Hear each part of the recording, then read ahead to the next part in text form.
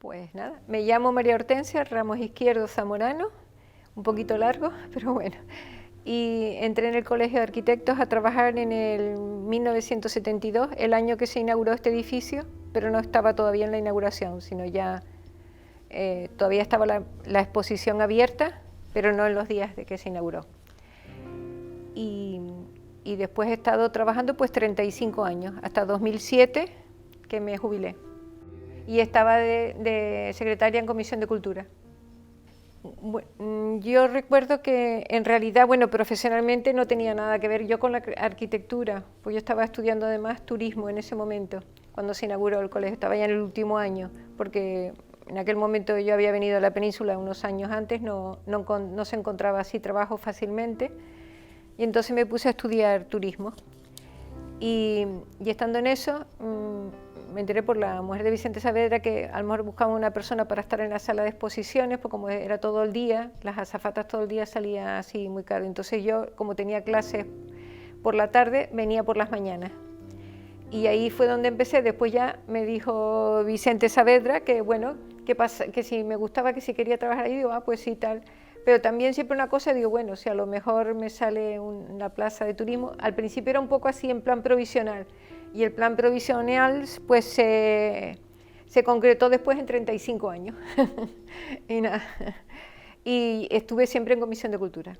Sí, bueno, la Comisión de Cultura estaba entonces Vicente Saavedra, José Manuel Hernández Gómez, que desgraciadamente los dos ya se han muerto, y bueno, como sabéis, Vicente recientemente. Después también, al principio estaba en el archivo histórico Alberto Darias, y después en la biblioteca estaba Juan Manuel García Ramos. Yo en esos el primer año, segundo, también hice cursos de biblioteca, de archivo histórico, y cuando ellos se fueron, porque redujeron un poco las horas, como hubo una crisis también económica en los años 74, 75 así, pues entonces primero se fue Juan Manuel García Ramos, y entonces yo pasé a ocupar la biblioteca también, hice cursos y eso, ¿no?, que los daban entonces aquí en el Círculo de Bellas Artes, por la bibliotecaria que era entonces la biblioteca de aquí de la universidad. Y después se fue también, primero se fue Juan Manuel García Ramos, ¿no?, por la política, me parece que lo dije así, y Alberto Darias se fue el último. Y entonces ya cuando se fueron ellos dos, que no me acuerdo exactamente qué año fue, si 76 o 70, no sé, entonces ya pasé yo a ocuparme también de la biblioteca, con los cursos que dije que hice, y el archivo histórico también. Bueno, sí, se empezó ya, y entonces ahí se trabajó bastante, y además pues también como sabía idiomas y todo eso, pues también para muchas veces pues venía bien, y el contacto con otras personas y todo. Y ya se empezó, pues Juan Julio también puede hablar, que estaba de presidente, todo lo de la exposición de esculturas en la calle, y que se fue como esas cosas empiezan, se van como agrandando, se llamaba entonces mucho a las empresas también para que patrocinasen cosas o para que aportasen dinero, y a los artistas pues también vinieron, unos vinieron a ver el sitio primero, otros trajeron o mandaron la escultura, o sea, hubo diferentes formas de participar. Después muchas de las esculturas que estuvieron aquí hubo que devolverlas. Incluso los que durante la exposición hicieron la donación de su obra, como Henry Moore, la que estaba aquí hubo que devolverla porque estaba comprometida con un museo de Norteamérica. Y entonces después se trajo la del guerrero de Henry Moore, pero fue con motivo de la primera exposición de escultura en la calle. Incluso hubo algunas esculturas de españoles que de España no era difícil, no nos las dejaban y nos las enviaron del Museo de Bélgica, de Marc Macken, que era su director, que vino aquí, que también tiene su escultura en el parque, pues él fue el que envió la escultura de Alberto Sánchez, que después una se quedó aquí, y también otra, y fue a través de ellos, lo gracioso. Un poco, el colegio era un poco el motor de la cultura en ese momento. El Círculo de Bellas Artes también, pero en menos envergadura, quizás porque era... Pero en aquel momento, ya te digo, de todo tipo de actividades, desde ciclos de cine en la planta de abajo en la sala de exposiciones y aquí en el salón de actos, depende de lo que fuese. Y lo gracioso era que por las dificultades de aduanas con las cosas que había para Canarias, algunas cintas de películas se trajeron que parecía que era cocaína, porque las traían, alguno que venía a la universidad la traía escondido. Y había algún sitio que incluso se negó a enviarnos por las dificultades que tenían, de las películas del Instituto Británico, de la Alianza Francesa, de Madrid, todo eso, vinieron. Y después también películas de Canarias que se pusieron aquí. Bueno, no sé, yo desde fuera... Yo creo que lo veían bien la gente porque estaba deseando tener cosas y la universidad mismo, que se colaboró mucho con la universidad, ¿verdad? Se hicieron cursos, conferenciantes que venían aquí también de la universidad y lo mismo hablaban de economía que de historia del arte, que de todo. Fue variado el espectro de cosas que se tocaron. El concurso también de las viviendas bioclimáticas, no fue en el 95, me parece que fue, ¿no? El concurso, sí, del ITER, que fue el Cabildo fue el promotor y el organizador fue el Colegio de Arquitectos. Y entonces me acuerdo que a mí, como sabía idiomas, me pusieron, y lo que sí me sorprendió en aquel concurso, la cantidad de gente que llamó de todo el mundo. Llamaba gente de las Islas Seychelles, de Canadá, pero de sitios que no te podías imaginar, llamaba gente pidiendo información. Los idiomas eran francés e inglés, los oficiales de ese concurso. Y de eso también tengo una especie, no tiene nada que ver con la arquitectura, de anécdota. Uno de los que vino, de los miembros del jurado, era un francés, me acuerdo, Alto Delgado, y que estaba aquí. Y entonces, como claro, hablaba francés, yo habló, y me dice que quería ir de excursión, porque él era montañero también. Yo le digo, pues yo estoy en un grupo montañero, si quiere venir el domingo. Y dice, no, el domingo me voy, tendría que ser el sábado, ya. Y me acuerdo que nadie, bueno, pues si quiere vamos, yo digo, así practico el francés, y de paso, y lo recogí en el Hotel Mensei, y nos fuimos en la Laguna Le Paré, estuvo viendo varias casas, los patios esos especiales, todavía las calles no eran peatonales en la laguna, se podía ir. Después seguimos por la Esperanza, arriba al Teide, paramos por allí por cerca del Parador, después subimos allí a un monte que está enfrente, entramos para el Chinchero para que lo viese también, y bajamos, y en Mascayá nos asomamos, era ya como las 7 de la tarde, vio en el mirador el pueblo abajo y todo, dice, bajamos, y digo, no, que ya se nos hace muy tarde, además las carreteras entonces, y volvimos todo, total que cenamos en Icó, llegamos al Mensei a las 11:30 de la noche, y allí nada, tomé una copa con él, y me hizo gracia siempre el comentario que al final dice, si yo llego a saber cómo es esta isla, si mi mujer llega a saber cómo es esta isla, hubiese venido conmigo también, dice, pero que solo veían la propaganda de las urbanizaciones todas del sur, todo casas apretadas una detrás de otra y no veían nada de naturaleza. En aquel entonces, la propaganda era así, ¿no? Y siempre ese comentario se me quedó grabado y lo repito muchas veces, que muchas veces la gente se cree que Tenerife, ahora ya no, ya la propaganda ahora está enfocada de otra manera del turismo en la isla. Bueno, por supuesto con las crisis y en la de 2007, que es yo creo que es la mayor que ha sufrido el colegio, porque claro, el colegio se nutre de lo que le quitan de los honorarios a los arquitectos. Si los arquitectos se quedan sin trabajo, porque la gente no tiene dinero para obras ni para cosas, entonces, bueno, despidieron a un montón de gente. Yo me reúno con varios compañeros de trabajo y ninguno está jubilado, sino despedido, en ERES o en lo que sea. Cuando se quitó el servicio militar obligatorio de esa forma, sino que había que hacerlo prestando servicios de trabajo, vinieron a la biblioteca uno una vez y otro que me hizo gracia, que era peninsular pero que estaba aquí. Y porque un día no sé qué le dije yo, digo, ¿por qué tienes esa cara tan así? Porque estaba trabajando, le dije una cosa, cuando estuvimos en el sótano una vez, no donde está ahora, sino al lado de estructura. Me dice, no, porque es que me fastidia que me dé órdenes una mujer. Yo digo, mi madre, en los años que le dé órdenes una mujer, yo digo, en los años que vivimos y que todavía digan eso, digo, pues no te queda nada cuando sin nada, y nada, pero fue una cosa que me hizo gracia, digo, vaya. Esa es la exposición del Parque García Sanabria. ¿Tú la viste, la llegaste a ver? No. Y tú sí, Juan Julio, la exposición del Parque García Sanabria. ¿No te acuerdas? Que fue las dos plantas de la sala de exposiciones y se habló y trajeron de unos invernaderos del sur, de unos que vendían flores, trajeron montones de plantas grandes, pequeñas, era como un bosque en la parte de abajo. Y después nos dejaron traer cosas de los juguetes que utilizaban en las zonas para infantiles, los pusimos ahí también, Después se hicieron fotos, tanto me parece que eran de Efraín Pintos, de Alejandro Delgado, después también Carlos Suárez, a lo mejor fotos con cosas relativas al parque.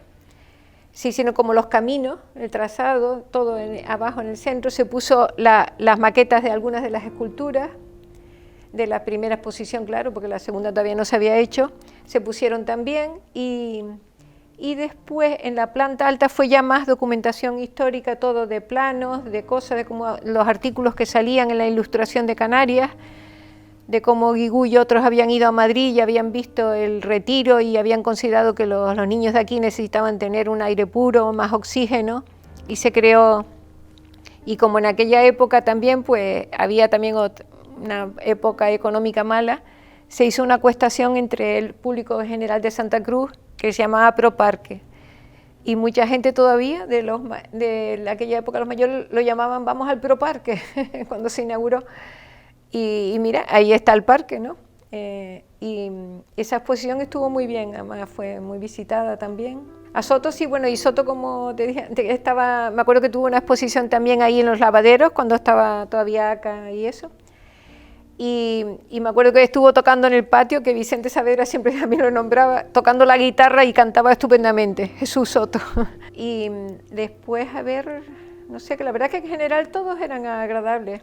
Jaume Plensa, sí, me acuerdo que con la colocación de eso siempre me acuerdo que fue un sábado y estábamos esperando abajo al final de la Rambla, desde las 7 de la mañana, a que viniesen para colocarlas esas. Y no había un maldito, estaba todo cerrado, sábado por la mañana, y los dos que pensábamos tomarnos un cafelito, ¿no? Decíamos, no podemos ni tomarnos un café. Y allí se estuvo, bueno, colocando, y era él muy agradable tratando, bueno, lo sigue siendo. Y también Ugarte que ha venido varias veces, hubo también con las conmemoraciones que ha organizado la Caixa, también ha venido Ugarte y su mujer. Y la escultura de Ugarte en la Rambla es una de las que además está bastante bien conservada y todo. Marmaken vino también, después también María Simón, también vino la argentina, que era el hombre ese que estaba en la Rambla ya. Y después uno que la escultura desapareció, ahora que eran unos plásticos que con la época de viento pues, se rompió todo, él estuvo aquí también, ahora los nombres... Los años se me notan, los nombres se me van. Y también Asler, que había estado aquí con una exposición que hizo él, y él hizo toda la escultura en el sitio que está, de las figuras todas, y era un proceso tremendo. Cuando estuvo aquí una exposición, él hizo la que está puesta afuera, y hacía por ejemplo, la caja cuadrada, un molde, después un molde, todo al revés de la escultura, o sea, eso. Después echaba hormigón, después yo qué sé, estaba operando, quitaba, después retocaba, o sea, era un proceso laborioso. Con su vida, bueno, es una tontería, pero me acuerdo de verlo siempre muy nervioso en el despacho de la tercera planta, yo en la mesa y él sentado enfrente en un sillón, porque no le llegaba el molde negativo de la mano que había enviado desde Barcelona, desde su estudio, para hacer aquí la escultura.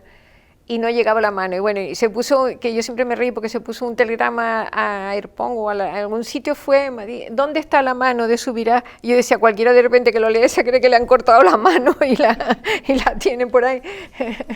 Y al final, con retraso, pero llegó la mano. Y me acuerdo que hizo la escultura ahí en el parque, que es muy bonita la mano y todo, aunque le pasa, como a muchas de las esculturas en el parque, que le ponen una placa, que la suele hacer bronce, pero como orine un perro en un sitio, tú sabes que vienen todos detrás. Y corroe la placa, ya la han cambiado un par de veces y se acaba, pero se comen enteramente la placa. En la de Cubels, que está en la esquina arriba también, le pasa lo mismo. En los sitios así que orinan los perros.